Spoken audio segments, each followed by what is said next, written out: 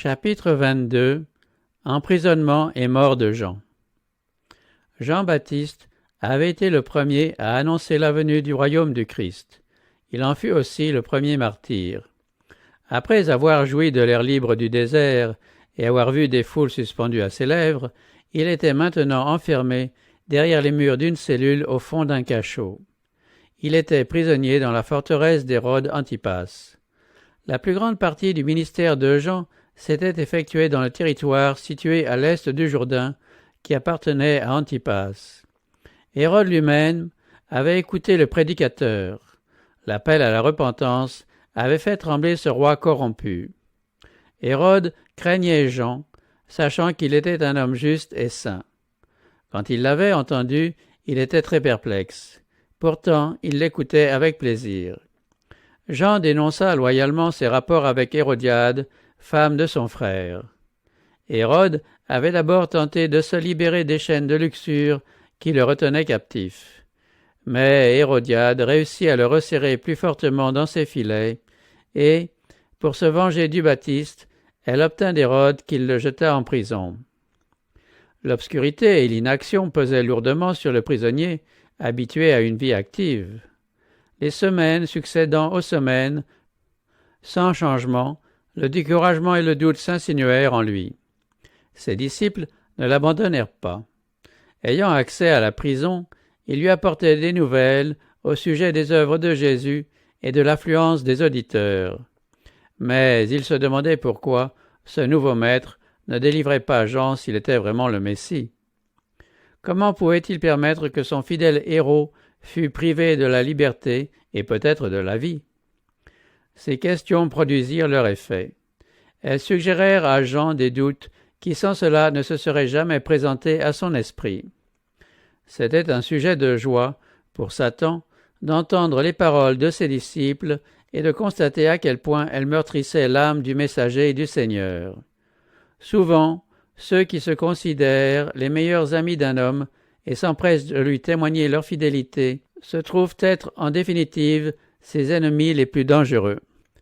Souvent, au lieu d'affermir sa foi, leurs paroles ont pour effet de le déprimer et de lui ôter tout courage. Tout comme les disciples du Sauveur, Jean-Baptiste ne comprenait pas la nature du royaume du Christ. Il s'attendait à voir Jésus accéder au trône de David. Mais comme le temps s'écoulait sans que le Sauveur revendiquât son autorité royale, Jean finit par être perplexe et troublé. Il avait enseigné que la prophétie d'Ésaïe devait s'accomplir pour préparer la voie devant le Seigneur. Les montagnes et les collines devaient être abaissées, les hauteurs changées en plaines, les crêtes escarpées en vallons. Il avait pensé que les hauteurs de l'orgueil humain et de la puissance seraient jetées à terre. Il avait montré le Messie comme celui qui tenait son vent dans sa main, qui nettoierait son air et rassemblerait le blé dans ses greniers, puis brûlerait la balle au feu inextinguible. Semblable à Élie, dont il avait apporté à Israël l'esprit et la puissance, il pensait que le Seigneur allait se manifester au milieu du feu.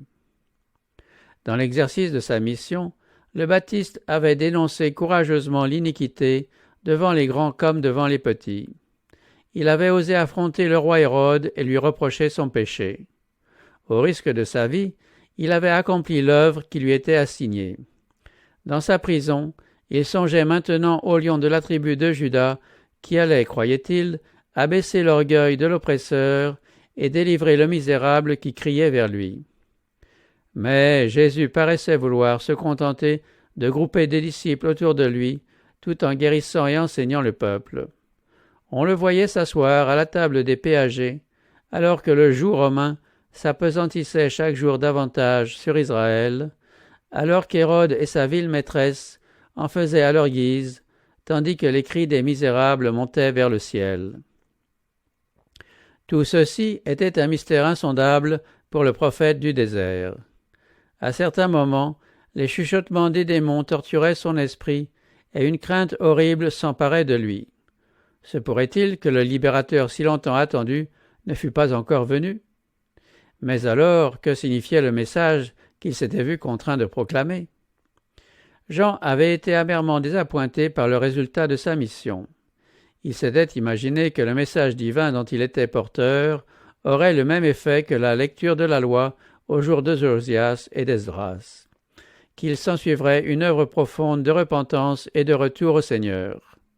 Il avait sacrifié sa vie entière pour le succès de sa mission. Était-ce en vain? Jean était troublé en voyant que par attachement pour lui, ses disciples nourrissaient des doutes au sujet de Jésus. Avait-il travaillé en vain pour eux? Était-ce parce qu'il avait été infidèle dans l'accomplissement de sa mission que son œuvre avait pris fin? Si le libérateur promis était venu, si Jean avait été jugé fidèle à sa vocation, Jésus n'allait-il pas détrôner l'oppresseur et libérer le précurseur? Néanmoins, le Baptiste ne renonça pas à sa foi au Christ. Le souvenir de la voix céleste et de la colombe descendue sur Jésus, la pureté immaculée du Christ, la puissance du Saint-Esprit qui avait accompagné Jean alors qu'il se trouvait en présence du Sauveur, le témoignage des Écritures prophétiques, tout cela attestait que Jésus de Nazareth était celui qui avait été promis. Jean ne voulait pas discuter ses doutes et ses sujets d'anxiété avec ses compagnons. Il préféra s'enquérir auprès de Jésus. Il confia donc un message à 2 de ses disciples, dans l'espoir qu'une entrevue avec le Sauveur confirmerait leur foi et donnerait une assurance à leurs frères. Il désirait ardemment un mot du Christ à son intention. Les disciples se présentèrent à Jésus avec leur message. « Es-tu celui qui doit venir, ou devons-nous en attendre un autre ?» Peu de temps s'était écoulé depuis que le Baptiste avait dit, en désignant Jésus, « Voici l'agneau de Dieu qui ôte le péché du monde. C'est lui qui vient après moi, lui qui m'a précédé. » Or, maintenant, la question était posée, « Es-tu celui qui doit venir ?» Combien la nature humaine est décevante. Si Jean, le fidèle précurseur, ne parvenait pas à discerner la mission du Christ, que pouvait-on attendre de la multitude égoïste? Le Sauveur ne répondit pas immédiatement à la question des disciples. Étonné par son silence, il voyait venir à lui les malades et les infirmes, désireux d'être guéris.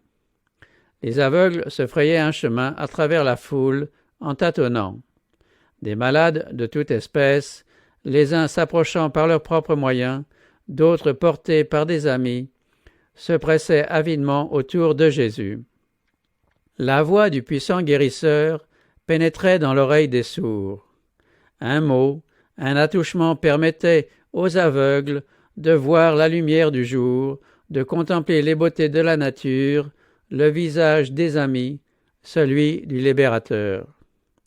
Jésus réprimait la maladie et chassait la fièvre.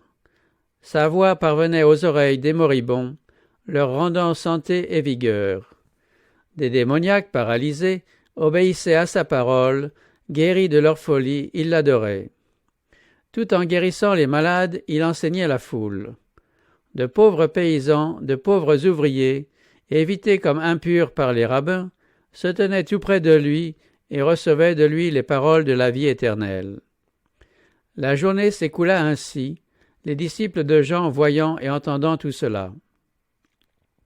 Enfin, Jésus les appela et leur dit de retourner auprès de Jean pour lui raconter ce qu'ils avaient vu, ajoutant « Heureux celui pour qui je ne serai pas une occasion de chute. » Il venait d'attester sa divinité en pourvoyant aux besoins d'une humanité souffrante. Il manifestait sa gloire en condescendant à s'abaisser à notre niveau.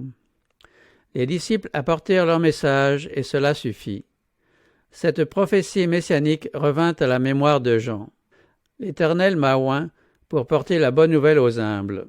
Il m'a envoyé pour guérir ceux qui ont le cœur brisé, pour annoncer aux captifs la liberté et aux prisonniers l'ouverture de leur prison, pour proclamer de la part de l'Éternel une année de grâce.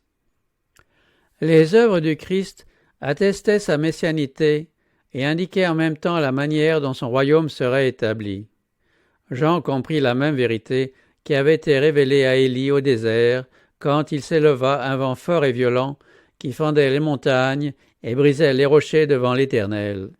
Mais l'Éternel n'était pas dans ce vent. Après le vent, il y eut un tremblement de terre, mais l'Éternel n'était pas dans ce tremblement de terre. Après le tremblement de terre, un feu, Mais l'Éternel n'était pas dans ce feu. Après le feu, Dieu parla au prophète dans le frémissement d'un subtil murmure. C'est ainsi que Jésus allait accomplir son œuvre, non dans le fracas des armes ou le renversement des trônes et des royaumes, mais en s'adressant aux cœurs humains par une vie de miséricorde et de sacrifice. Le principe de renoncement qui avait été à la base de la vie du Baptiste était aussi le principe du royaume messianique. Jean savait combien tout ceci était éloigné des principes et des espoirs des chefs israélites.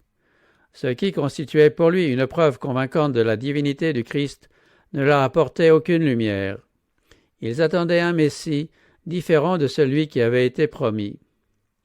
Jean comprit que la mission du Sauveur ne pouvait que susciter la haine et la condamnation.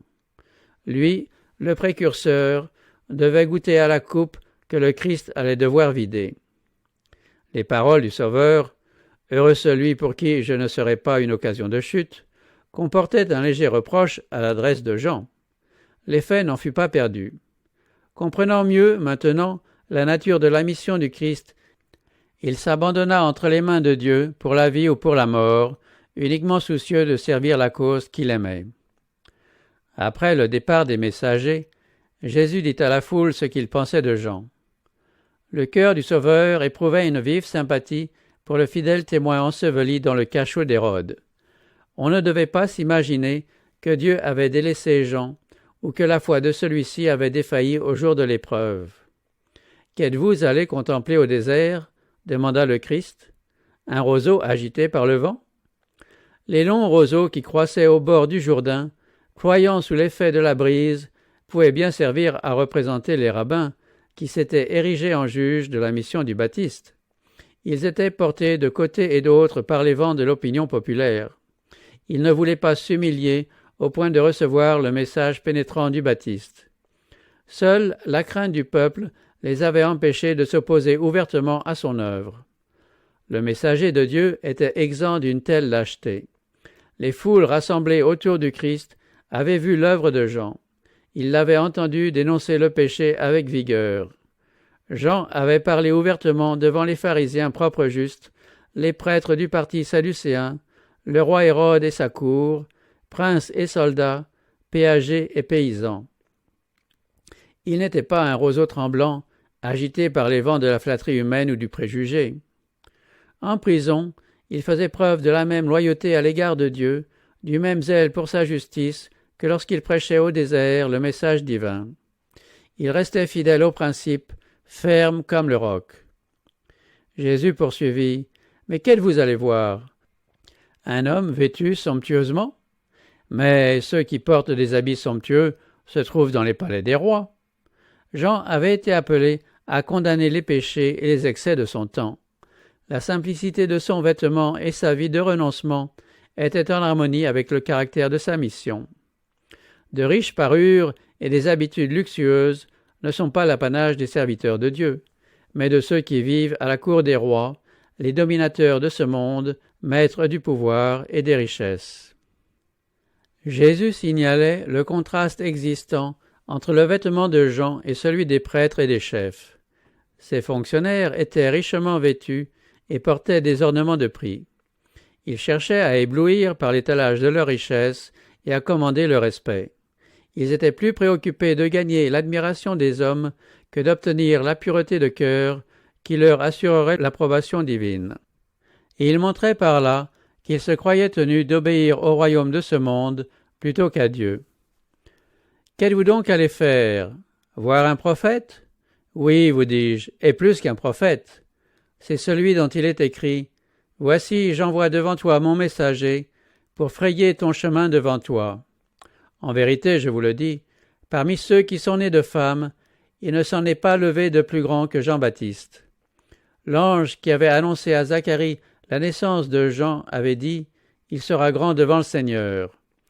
Qu'est-ce qui fait la grandeur aux yeux du ciel? Non pas ce qui fait la grandeur selon l'estimation du monde, ni la richesse, ni le rang, ni la noblesse, ni les dons intellectuels, considérés en eux-mêmes. Si l'on doit prendre en considération la grandeur intellectuelle, indépendamment de toute considération supérieure, alors Satan est digne de nos hommages, lui dont les capacités intellectuelles n'ont jamais été égalés par aucun homme. Quand un don est mis au service du moi, plus il est grand, plus grande sera la malédiction qu'il pourra devenir. Dieu n'estime que la valeur morale. Il apprécie surtout la charité et la pureté. Jean était grand aux yeux du Seigneur, dès lors qu'en présence des envoyés du Sanhédrin, du peuple et de ses propres disciples, il s'était abstenu de rechercher des honneurs pour sa personne et avait montré à tous Jésus en qualité de Messie promis. Sa joie désintéressée en rapport avec le ministère du Christ dénotait la plus haute noblesse accessible à l'homme. Ceux qui avaient entendu le témoignage de Jésus lui ont, à leur tour, rendu témoignage en ces termes après sa mort. Jean n'a fait aucun miracle, mais tout ce que Jean a dit de cet homme était vrai. Il ne fut pas donné à Jean de faire descendre le feu du ciel ou de ressusciter un mort, comme l'avait fait Élie, ni de brandir la verge du pouvoir de Moïse au nom de Dieu. Il avait été chargé d'annoncer la venue du Sauveur et d'inviter à se préparer en vue de cet avènement. Il avait accompli si fidèlement sa mission que ceux qui se rappelaient ce qu'il leur avait enseigné au sujet de Jésus pouvaient dire « Tout ce que Jean a dit de cet homme était vrai ». Tout disciple du Maître est tenu de rendre un témoignage semblable. En tant que précurseur du Messie, Jean est plus qu'un prophète. Alors que les prophètes avaient vu de loin l'avènement du Christ, il fut donné à Jean de le contempler, d'entendre le témoignage céleste rendu à sa messianité et de le présenter à Israël comme l'envoyé de Dieu. Cependant, Jésus a pu dire « Le plus petit dans le royaume des cieux est plus grand que lui ». Le prophète Jean a été le trait d'union entre les deux dispensations. En tant que représentant de Dieu, il s'est levé pour montrer le rapport existant entre la loi et les prophètes d'une part, la dispensation chrétienne de l'autre. Il était une petite lumière qui en précédait une plus grande. Le Saint-Esprit avait éclairé l'esprit de Jean pour lui permettre de répandre la lumière sur son peuple. Mais aucune lumière n'a jamais brillé ou ne brillera à l'avenir sur l'homme déchu, qui puisse être comparée à celle qui émane de l'enseignement et de l'exemple de Jésus. Les sacrifices n'avaient que faiblement symbolisé le Christ et sa mission. Jean lui-même n'avait pas compris parfaitement la vie future, immortelle, manifestée par le Sauveur. À part les joies que sa mission lui avait procurées, la vie de Jean avait été toute de souffrance et de solitude. Sa voix n'avait guère été entendue hors du désert. Il ne lui avait pas été donné de voir le résultat de ses travaux. Il n'avait pas eu le privilège d'accompagner le Christ et d'assister aux manifestations de la puissance divine qui était le produit de la lumière plus grande. Il n'avait pu voir les aveugles recouvrant la vue, les malades guéris, les morts ramenés à la vie. Il n'avait pu contempler la lumière qui resplendissait dans chaque parole du Christ, faisant éclater la gloire des promesses prophétiques. Le plus petit parmi les disciples qui ont vu les œuvres puissantes du Christ et entendu ses paroles a été plus favorisé à certains égards que Jean-Baptiste. Il peut donc être dit plus grand que lui. Les foules nombreuses qui avaient écouté la prédication de Jean répandirent sa renommée dans tout le pays. On se demandait, avec anxiété, comment finirait sa captivité. Sa vie sans tache et la vénération dont il était entouré faisaient espérer qu'aucune violence ne lui serait faite. Hérode voyait en Jean un prophète et il se proposait de le libérer. Par crainte d'Hérodiade, il différa son projet. Hérodiade se rendait compte qu'elle n'arriverait pas à arracher à Hérode la condamnation à mort de Jean par des moyens ordinaires. Elle eut recours à un stratagème. À l'occasion de l'anniversaire du roi, une fête fut organisée en l'honneur des fonctionnaires de l'État et des nobles de la cour. On prévoyait bombance et ivresse. Hérode perdrait ses moyens et serait amené à céder à l'influence de cette femme. Le grand jour arrivé, tandis que le roi et ses seigneurs festoyaient et buvaient, Hérodiade envoya sa fille dans la salle du banquet pour y amuser les hôtes par ses danses. Salomé était dans la fleur de sa jeunesse. Sa beauté voluptueuse captiva les sens des joyeux convives. Il n'était pas dans les usages que les dames de la cour se fissent voir dans les festins. Un compliment flatteur fut offert à Hérode quand cette fille des prêtres et des princes d'Israël dansa pour le divertissement des convives. Le roi était pris de vin.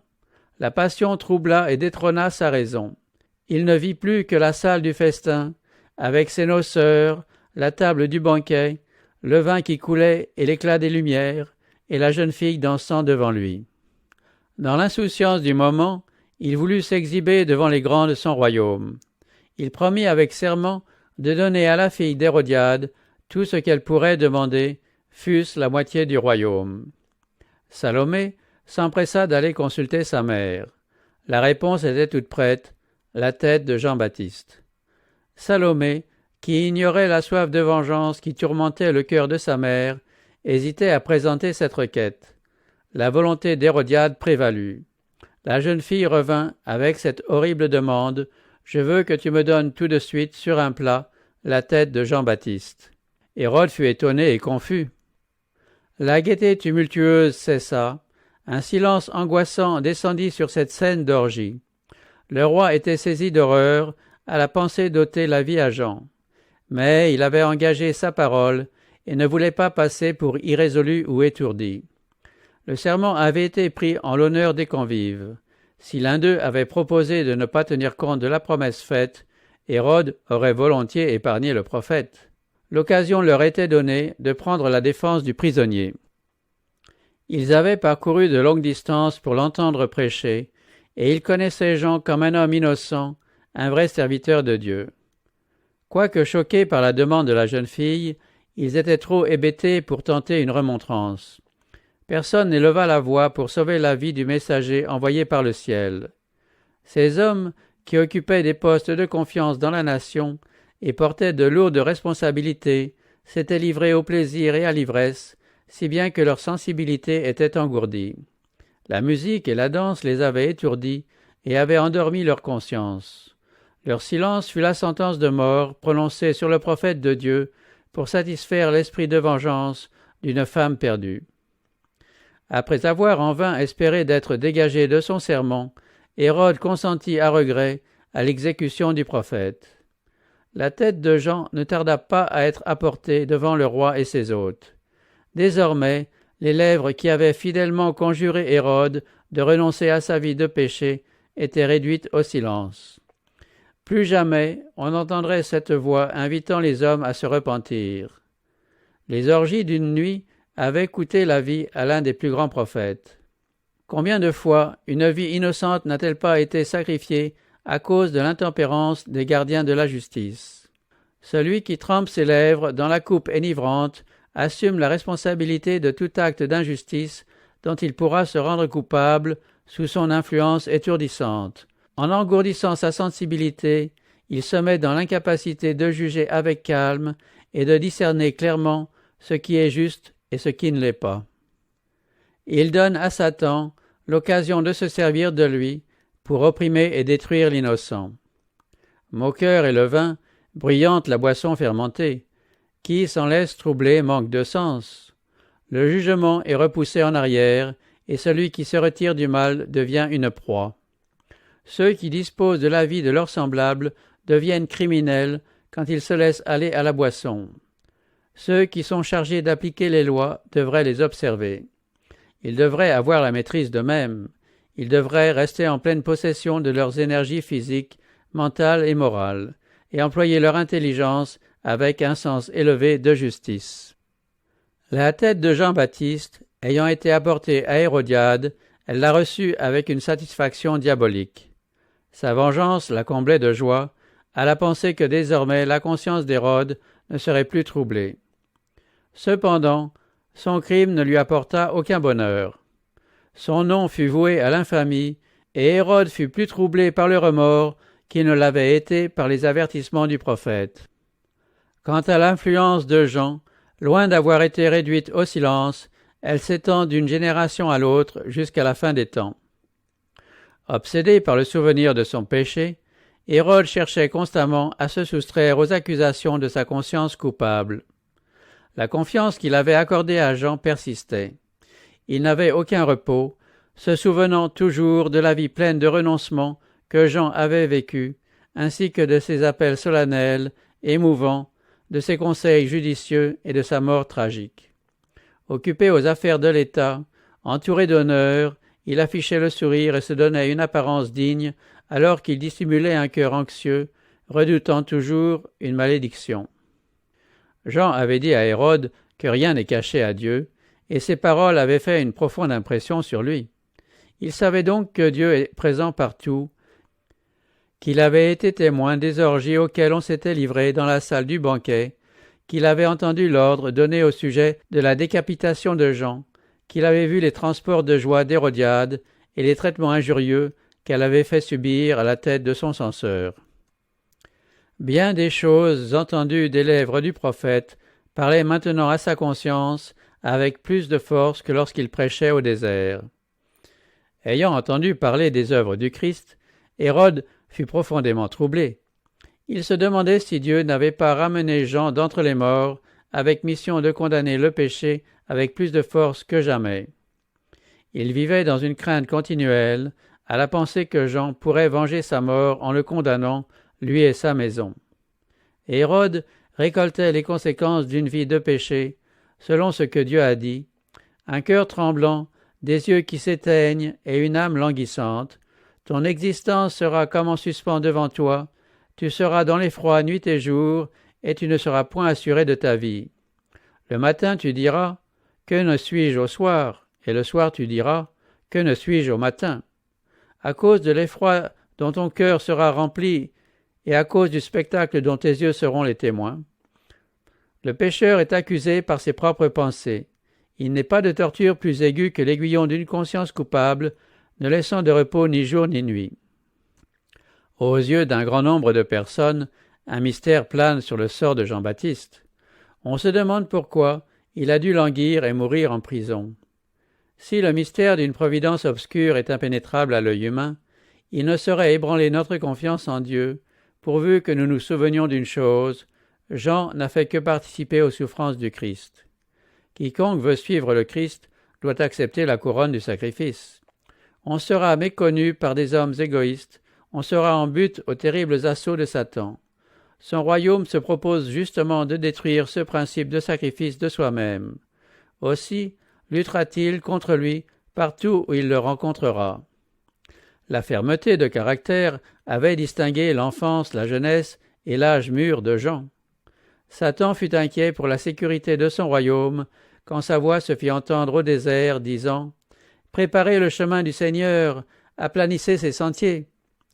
Le caractère détestable du péché fut révélé de telle manière que les hommes en tremblèrent. Beaucoup de ceux qui avaient été sous la domination de Satan se virent libérés.